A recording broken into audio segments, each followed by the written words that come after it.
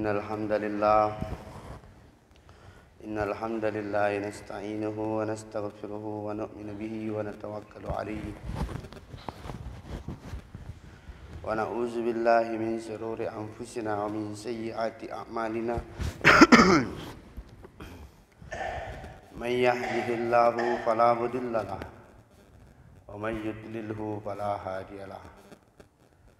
Asyhadu an la ilaha illallah wahdahu la syarika lah wa asyhadu anna sayyidana wa maulana wa habibana Muhammadan abduhu wa rasuluh.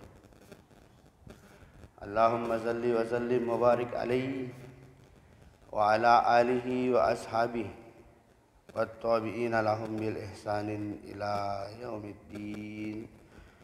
Amma ba'd.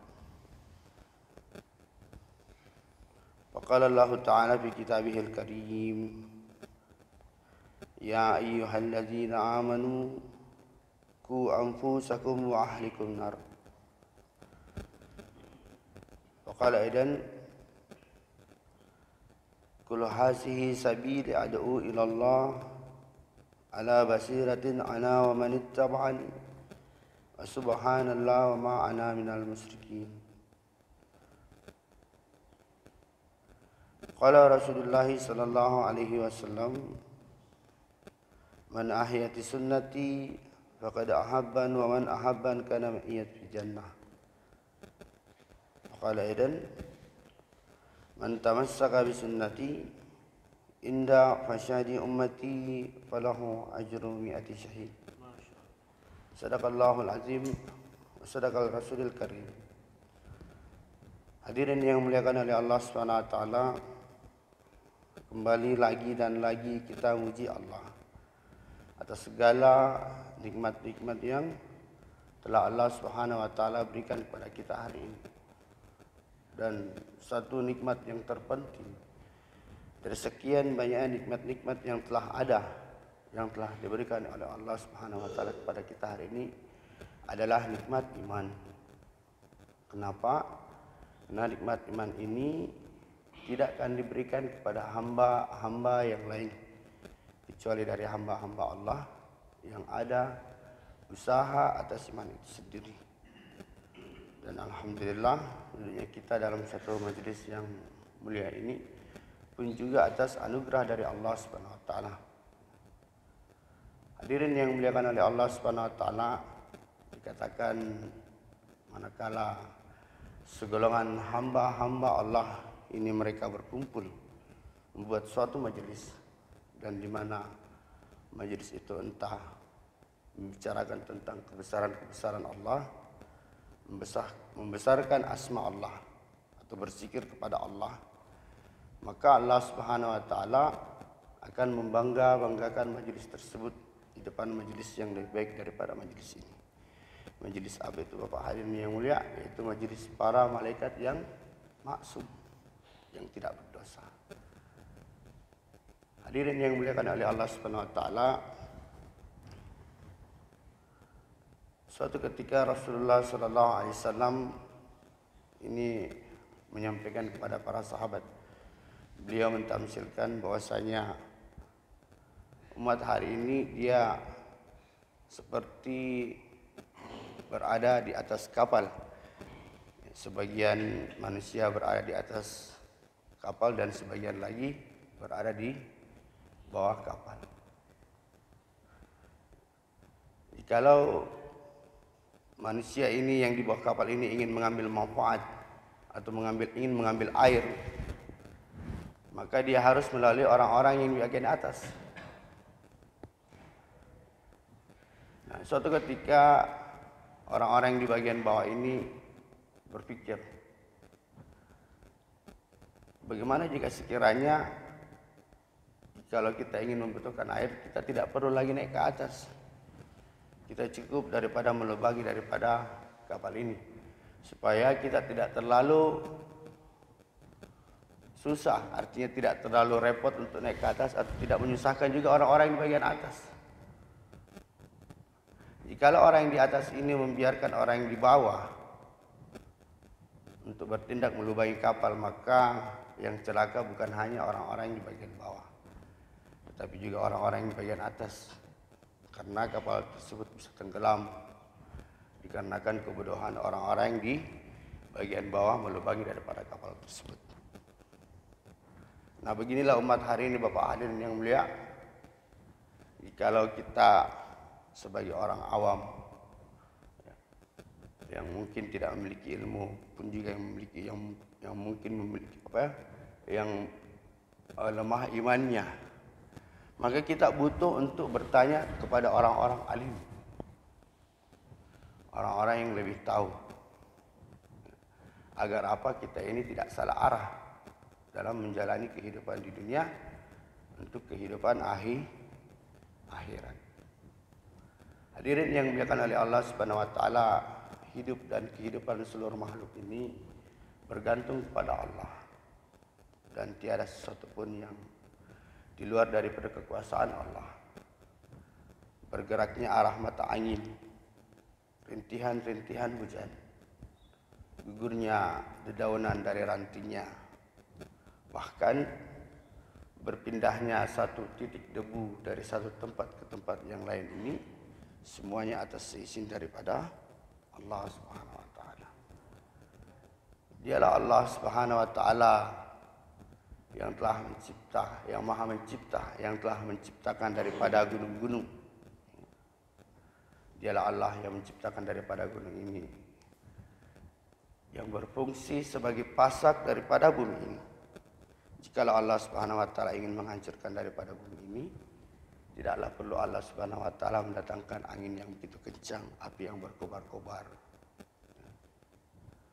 Maka cukuplah daripada gunung-gunung yang berada di permukaan bumi ini Allah Subhanahu wa taala angkat dari permukaannya, maka bumi ini pun akan hancur dengan sendirinya. Dialah Allah Subhanahu wa taala yang telah menciptakan daripada hamparan lautan yang begitu luas, yang dengan segala sesuatu yang ada di dalamnya semuanya atas ciptaan Allah Subhanahu wa taala, dari yang terbesar sampai yang terkecil, dari makhluk-makhluk yang terbesar sampai yang terkecil seperti plankton yang tidak terlihat oleh kasat mata, memiliki pencernaan, memiliki penglihatan, yang memiliki pergerakan. Semuanya ini atas kekuasaan daripada Allah Subhanahu wa taala. Bapak hadirin yang dimuliakan oleh Allah Subhanahu wa taala, ulama kita bagi tahu masjid ini diibaratkan jantung daripada kampung. Sebagaimana jantungnya di dalam tubuh kita hari ini, para dokter ahli kesehatan biasa menyimbolkan jantung ini ya, sebagai simbol kesehatan. Artinya apa? Jantung yang ada dalam tubuh manusia ini adalah memiliki fungsi peran penting di dalam tubuh manusia. Kenapa? Karena jantung ini yang memompa darah ke seluruh tubuh, hingga seluruh organ-organ tubuh yang ada dalam tubuh manusia ini mendapat suplai darah dari jantung. Jikalau jantung ini dia tidak berdetak sebagaimana detaknya, dia tidak berdenyut sebagaimana, dia tidak berfungsi sebagaimana fungsinya, maka tingkat kekebalan tubuh manusia akan menurun. Sehingga apa Bapak hadirin yang mulia, tubuh manusia itu gampang terserang ya, oleh penyakit. Jikalau jantung tubuh manusia ini dia berdetak sebagaimana detaknya, dia berfungsi sebagaimana fungsinya, maka tingkat kekebalan tubuh manusia akan meningkat, sehingga apa? Antibodinya, bentengnya menjadi kuat. Sehingga apa Bapak hadirin yang mulia, satu tubuh manusia yang dengan multifungsi jantung yang begitu prima, sehingga apa? Tubuhnya ini tidak gampang terserang oleh penyakit-penyakit dari luar. Yang saya ingin sampaikan di sini bahwasanya ya, bagaimana pentingnya umat Islam ini memakmurkan daripada masjid-masjid yang ada di kampung tersebut. Bagaimana pentingnya umat Islam ini dia ada pikir kerisauan untuk menghidupkan daripada amal-amal masjid. Minimal bisa melaksanakan sholat 5 waktu tepat di mana azan berkumandang. Hari ini kita lihat bagaimana berbagai bencana ya, kerusakan umat di mana-mana. Ya. Karena fungsi daripada masjid itu ya tidak difungsikan sebagaimana fungsinya. Tidak ada orang yang bersilaturahmi untuk perkara-perkara agama. Ya. Tidak ada orang yang menghidupkan taklim di dalam masjid tersebut, bicarakan tentang agama. Ya. Tidak ada ya, kajian-kajian, tidak ada muzakarah di masjid tersebut. Tidak ada orang yang saling risau, saling mengingatkan tentang perkara-perkara kebaikan sehingga apa? Kemaksiatan yang ada di sekitar masjid tersebut akan merajalela. Sehingga apa? Dari awal masjid yang kosong, kemudian penduduknya yang tidak lagi peduli dengan agama, tidak ada lagi kerisauan saling mengingatkan tentang agama, sehingga kampung itu menjadi kampung yang tidak berkah. Bahkan bisa mendatangkan bencana dari kampung tersebut.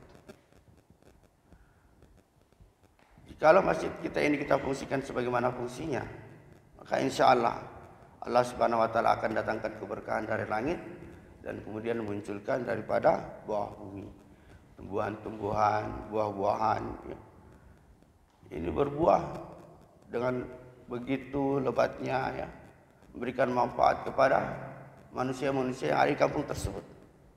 Air-air, ya, udara, hujan yang datang dengan begitu tidak terlalu lebat, tidak begitu banyak, tidak berlebihan. Sehingga apa? Seluruh orang-orang yang di kampung tersebut hidup dalam keadaan yang sejahtera. Dikarenakan orang tersebut ada pikir dan kerisauan tentang satu masjid untuk sebagaimana Rasulullah SAW ini menghidupkan Masjid Nabawi dahulu, Pak. Dulu sekarang ini kita lihat masjid kita ini mungkin ya ada AC-nya, ada kipas angin lagi.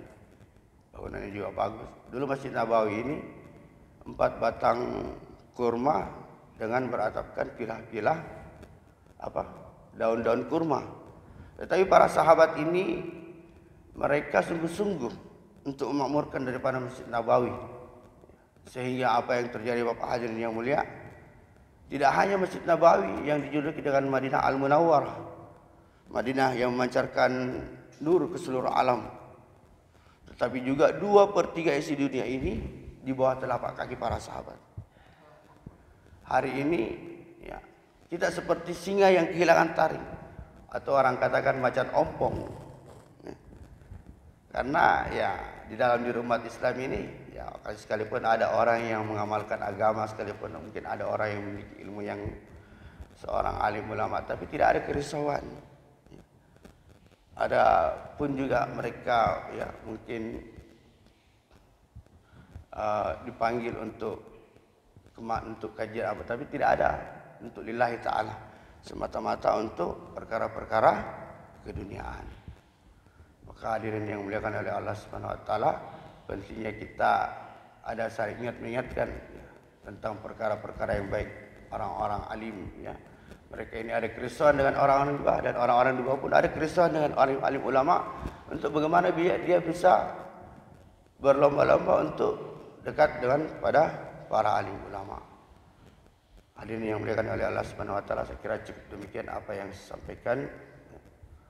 Sebenarnya saya nervous ini, Pak, karena guru saya ada di depan saya, Dr. Andi Darsalam. Saya berusaha untuk duduk saja. Saya benarnya datang dari Allah Subhanahu Wa Taala, segala kesalahan-kesalahan yang sampaikan tidak lain daripada kemudahan saya sendiri. Saya tutup dari kafaratul majlis. Subhanallahi wa bihamdihi, subhanakallahumma wa bihamdika, asyhadu an la ilaha illa anta, astaghfiruka wa atubu ilaik. Subhana rabbika rabbil izzati amma yasifun, assalamu alal mursalin, alhamdulillahi rabbil alamin.